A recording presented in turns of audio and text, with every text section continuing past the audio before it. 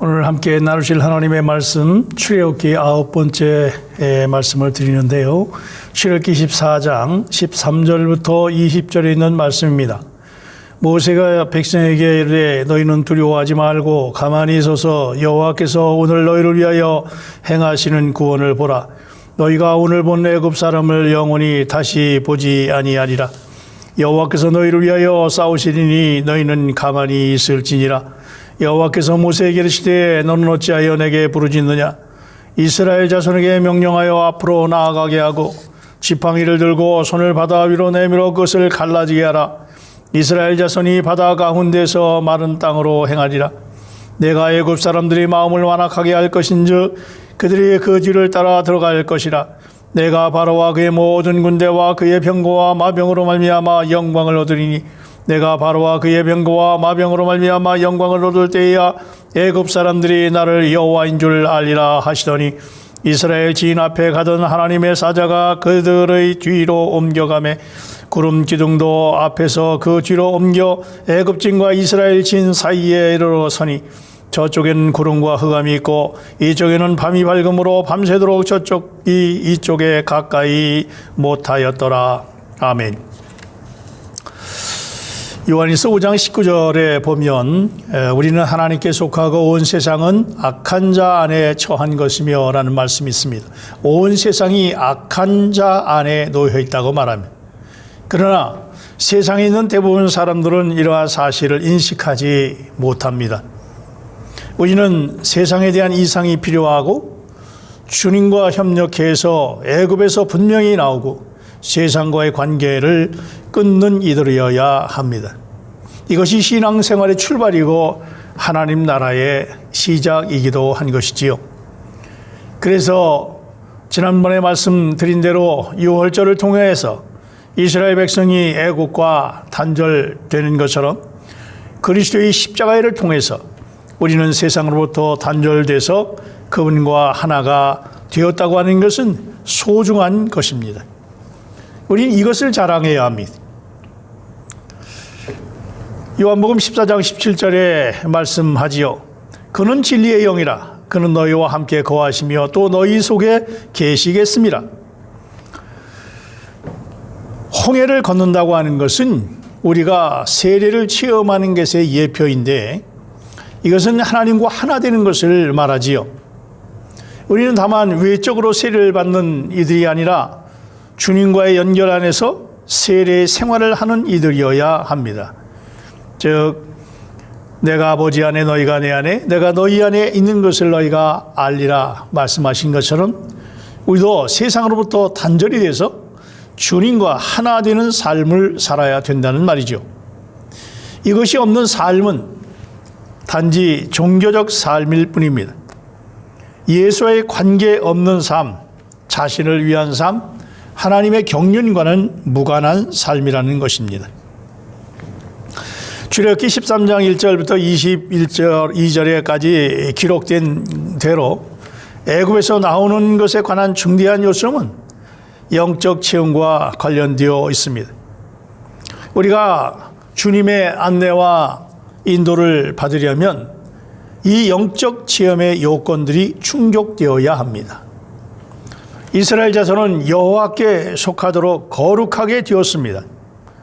우리에게 가장 먼저 충족되어야 하는 조건은 거룩하게 됨입니다. 누룩이 없는 삶, 무교병을 먹는 삶입니다. 하나님의 백성이 세상에서 나온 목적은 주님께 속하도록 거룩하게 되는 것이고 거룩하게 된다는 말은 구속에 근거합니다. 구속받은 모든 사람은 반드시 거룩하게 되어야 합니다. 우리가 지은 죄에서 속량함을 받는 것은 하나님의 백성의 안전을 위한 것이고 거룩하게 된다는 말은 하나님의 목적을 성취 위한 것입니다. 우리 모두는 유월절 곧 십자가를 통해서 어린 양의 피에 의해서 하나님의 심판에서 구속됐습니다. 이제 우리는 더 나아가서 애굽 곧 세상에서 나온과 또한 홍해를 건너을 통해서 주님께 분별되어 거룩하게 되어야 합니다. 거룩하게 되는 것은 주님으로 적셔질 수 있도록 주님께 분별되는 것입니다. 우리는 하나님으로부터 적셔짐으로 사탄과 세상과 죄로부터 하나님께로 분별되는 것입니다. 분별됨이 없이 사탄과 세상을 이길 수 없고 죄로부터 자유로울 수 없기 때문입니다. 우리가 하나님께 더욱 분별될수록 더욱 그분으로 적셔질 것입니다. 그렇지 않을 때 우리는 다른 세상적인 모든 것들이 우리를 적셔지게 될 것입니다. 그러므로 우리가 거룩하게 되는 것은 우리가 그리스도로 조성되는 열쇠입니다. 거룩함이란 그리스도로 조성되었다는 말입니다. 무엇으로 조성되느냐가 그 사람인 것입니다. 우리는 날마다 우리의 지체들을 의신 그리스도께 종으로 드려 거룩하게 됨에 이르러야 합니다. 그래서 로마서 6장 19절에 너희 지체를 의에게 종으로 내어주어 거룩함에 이르라고 말씀하고 있습니다. 매일 아침 우리는 주님의 이름을 부르고 주님을 사랑하고 주님을 찬양하고 그분의 증거와 그분의 건축을 위해서 우리의 모든 지체들을 주님께 드림으로 하루를 시작해야 합니다. 하루를 이렇게 시작할 때 온 하루가 가치가 있는 것이 될 것입니다. 어떤 날이든 우리가 주님께 분별되는 날은 우리가 그리스도로 적셔질 수 있는 날입니다. 어떻게 적셔지느냐? 너무나 중요한 것이지요. 빌립보서 3장 13절에 사도 바울은 끊임없이 새로운 지식을 갖는 생활을 했고 끊임없이 주님께 자신을 열어드리고 주님과 하나 되어서 주님께서 그의 안에 발화되고 싹 트시도록 했습니다. 그래서 바울은 안주하거나 타협하거나 어떤 형식이나 죽은 습관에 사로잡히지 않았습니다. 내가 이미 얻었다 함도 아니고 온전히 이루었다 함도 아니라 오직 내가 그리스도께 잡힌 바 된 그것을 잡으려고 달려간다고 말하고 있습니다. 우리 그리스도인의 일상의 매일매일은 죽임을 당하신 어린 양이신 그리스도 곧 유월절을 기념하는 기념일이 되어야 하고 매일이 기념할 가치가 있는 날이어야 합니다. 출애굽기 13장 19절에 보면 모세는 이스라엘 백성들과 함께 애굽을 탈출해서 요셉의 뼈를 가지고 나왔습니다. 요셉의 뼈를 애굽에서 가나안 곧 좋은 땅으로 가지고 간 것은 부활을 상징하는 것이지요. 부활 생명은 애굽과의 관계를 끊는 생명이고 오직 부활 생명만이 우리가 세상과의 관계를 끊을 수 있습니다. 삶이 부활 생명 안에서 삶이기 때문에 가치가 땅에 있게 되지 않습니다. 하나님께서 보시기에 모든 이스라엘 자손은 이미 죽어서 애굽에 있는 무덤에 장사됐습니다. 애굽 땅은 하나님의 백성이 장사된 거대한 공동묘지였고 지금도 세상에 속한 사람들의 상황은 이미 죽어있는 사람들입니다. 그러므로 하나님의 관점에서 애굽에 있는 그분의 백성은 마른 뼈들이었습니다.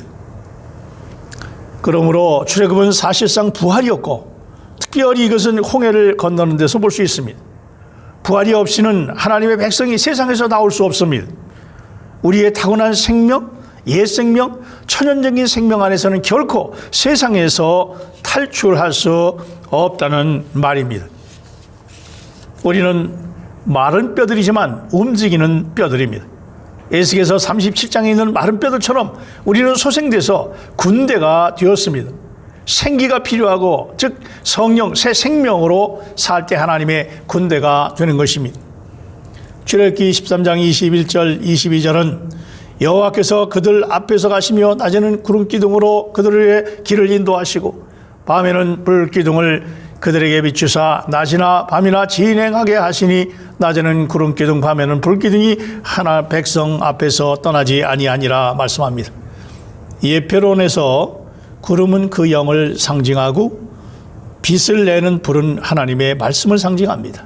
그러므로 하나님은 그 영이나 말씀을 통하여 즉각적이고 생생하게 우리들을 인도하십니다. 두 기둥은 하나님 자신을 상징하는데 그것은 그분께서 그 영이실 뿐 아니라 말씀이시고 말씀은 또한 그 영이기 때문입니다.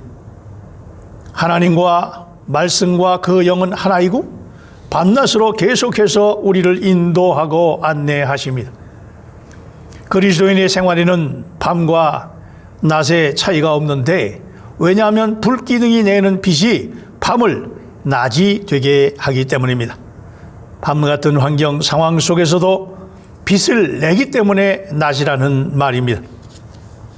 사실상 우리 그리스도인들은 주님과 함께하는 우리의 생활에서 어떠한 밤도 없어야 할 뿐 아니라 우리의 밤은 낮으로 바뀌어야 합니다. 만일 우리에게 낮으로 바뀌지 않는 밤이 있다면 우리는 패배한 것입니다. 우리가 어둠에 있거나 잠을 자고 있을 때마다 그리스도인으로서 우리는 우리의 삶에서 밤을 체험하게 될 것입니다. 그러나 우리가 주님의 이름을 부를 때 빛비침을 받게 되고 우리의 밤은 낮이 되는 체험을 하게 될 것입니다. 출애굽기 14장 1절부터 31절까지는 애굽의 왕인 바로의 마지막 몸부림과 이스라엘 백성이 홍해를 건너는 것을 묘사하지요. 여기서 하나님은 우리를 온전하게 하시기 위해서 심지어 악한 왕도 사용하시는 것을 볼 수 있습니다. 바로의 극한 반대는 유월절과 애굽에서 나오는 것과 홍해를 건너는 것이 가능하도록 환경을 조성했습니다. 하나님은 혼돈 가운데서도 걸작품을 만드시는 데에 전문가시지요. 우리가 해야 할 일은 다만 그분을 찬양하고 사랑하고 누리는 것입니다. 이스라엘 자손은 믿음으로 홍해를 건넜습니다. 하나님께서 모세에게 말씀하시고 난 후에 그들은 홍해로 걸어 들어갈 수 있는 믿음이 생겼습니다. 로마서 10장 17절에 그러므로 믿음은 들음에서 나며 들음은 그리스도의 말씀으로 말미암았느니라고 말씀합니다. 우리는 매일 아침 기도와 말씀 안에서 주님과 시간을 보내므로 이 모든 말씀을 적용해야 합니다. 이럴 때 주님은 신선하게 매일매일이 우리의 생활 안에서 새롭게 말씀하시고 우리를 공급하셔서 우리를 인도하십니다. 애굽의 바로 그의 군대는 홍해에서 진멸되고 장사됐습니다. 이것은 우리가 세례를 받을 때 사탄과 세상이 심판되고 장사되는 것을 상징합니다. 출애굽기 14장 24절에 새벽에 여호와께서 불과 구름 기둥 가운데서 애굽 군대를 보시고 애굽 군대를 어지럽게 하시며 라고 말합니다. 하나님은 애굽 군대의 병거 바퀴를 벗기시고 홍해의 물이 애굽 사람들과 병거와 마병들 위에 다시 흐르게 해서 하나도 남김없도록 다 멸하셨습니다. 사탄은 우리를 대적하고 우리를 미혹하고 우리를 사로잡고 굴복시키고자 기회를 노리지만 우리는 하나님과 하나 되면 될수록 하나님께서 우리를 위해서 싸우실 것이고 원수를 심판할 것이고 사탄의 군대를 장사 지내실 것입니다. 홍해를 건너는 것은 세례의 예표입니다. 고린도전서 10장 1절 2절에 기록된 사도 바울의 증언에 의하면 이스라엘 백성들이 모두 구름 아래에 있었고 바다 가운데로 지나갔으며 또 바닷속에서 세례를 받아 모세에게 속하게 되었다고 말하고 있습니다. 마찬가지로 우리도 세례를 받아 그리스도 안에 속하게 됐고 우리가 믿음으로 유월절이신 그리스도께 참여한 후에 그 영과 물로 다시 태어나게 됐습니다. 우리는 세례받을 때 삼위일체 안으로 그리스도 안으로 그리스도의 죽음 안으로 그리스도의 몸 안으로 세례를 받는 것입니다. 하나님은 홍해의 물을 사용하셔서 그분의 백성을 구원하시고 바로와 애굽으로부터 그들을 분별하셨습니다. 이것은 세례를 통해서 사탄과 세상의 세력이 장사되었다고 하는 것을 분명하게 보여주는 것입니다. 우리는 세례를 받았지만 주님은 우리가 날마다 세례의 실제 안에서 살기를 갈망하십니다. 우리는 세례 생활이라고 말합니다. 날마다 삼위일체 하나님 안으로 그리스도 안으로 그리스도의 죽음 안으로 그리스도 몸 안으로 잠겼기 때문에 우리는 세상에서 철저하게 나와야 합니다. 주님의 목적을 위해서 주님과 연결 안에서 살기 위해서 그리스도와 십자가가 적용되는 삶을 살아야 된다는 거지요. 그리스도를 산다는 말은 날마다 죽는다는 말입니다. 그러한 체험은 매일 아침 주님께 나와 새롭게 세상에서 나옴으로 시작됩니다. 하나님의 선민을 위한 하나님의 완전한 구원은 유월절과 애굽에서 나오는 것과 홍해를 건너는 것을 포함합니다. 우리를 구속하신 그리스도를 예표하는 유월절은 하나님의 백성을 의로운 심판에서 충분히 구원하실 수 있습니다. 이스라엘 자손이 바로의 학정과 애굽의 노예살이에서 철저하게 구원받기 위해서 애굽에서 나오고 홍해를 건너야 했습니다. 신약에 믿는 이들도 그리스도의 구속을 누림으로 하나님의 심판에서 구원을 받은 이후에 세상에서 나오고 세례를 받아야 합니다. 죽고 사는 체험 그리고 실제를 살아야 합니다. 우리가 성령 안에서 세례를 받는다고 하는 말은 그 영 안으로 들어가는 것이고, 또한 우리가 그분 안에서 자신을 잃어버리는, 즉 옛 생명의 십자가에서 처리되는 것입니다. 그 영을 마시는 것은 그 영을 받아들이는 것이고 우리 존재가 그분으로 적셔지는 것입니다. 이 두 과정에 의해서 우리는 그 영과 연합되는 것이지요. 그 영 안에서 세례를 받는 것은 연합의 시작으로 한 번만에 영원히 이루어진 것입니다. 그런 후에 그 영을 마신다고 하는 말은 연합의 지속이고 연합의 성취이고 영구적이고 영원한 것입니다. 이렇게 연합되려면 우리는 계속 주 예수의 이름을 불러야 하고 생명의 원천이신 그리스도에게서 기쁨으로 물을 길어야 합니다. 결론적으로 저는 우리가 날마다 세상에서 나오고 세례를 통해서 홍해를 건너는 것을 체험하는 데 필요한 세 가지를 기억하기를 원합니다. 첫째는 우리가 날마다 세상과의 관계를 끊는 생활과 세례의 생활이 필요하고, 영 안에서 삶으로 하나님과 그리스도와 그리스도의 죽음과 그리스도의 몸과의 연결 안에서 실제의 삶을 살아야 합니다. 결코 주님을 마시는 것을 중단해서는 안 됩니다. 그 영을 마시고 그리스도를 부르고 말씀 안에 거하는 것입니다.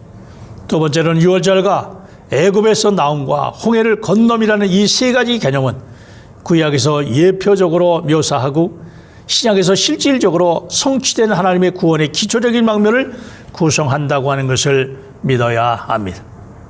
셋째는 우리는 지속적으로 구원을 체험하는 것을 결코 졸업해서는 안 됩니다. 구원의 감격이 사라지면 감사도 사라지고 삶의 기쁨도 사라지고 무능한 삶이 되기 때문입니다. 우리가 끊임없이 그리스도를 우리의 생명으로 누린다면 하나님께서 우리의 구원의 최종 완결이 새 예루살렘으로 이끌 것입니다. 세상에서 날마다 나오고 홍해를 건너는 세례의 삶을 사심으로 부활의 삶 가운데에 예수 생명을 누림으로 매 순간 날마다 승리하시는 저와 여러분이 되시기를 주의 이름으로 축원합니다. 아멘. 사랑과 은혜가 충만하신 아버지 하나님, 애굽에서 나오고 홍해를 건너 세례를 통하여 옛 생명은 죽고 새 생명 그리스도 안에 사는 우리의 삶이 될 수 있도록, 실제가 될 수 있도록 하나님 축복해 주옵소서. 코로나19로 인하여 많은 우리 형제 또한 사랑하는 자매들이 어려운 가운데에 있습니다. 하나님, 이 모든 어려움과 고통과 또한 아픔 속에서 건지움 받고 오직 하나님의 놀라운 역사 가운데 이기는 자들이 다 될 수 있도록 세상 가치에서 뛰어넘어 부활의 생명으로 날마다 승리할 수 있도록 축복해 주옵소서. 예수님의 이름으로 기도합나이다. 아멘.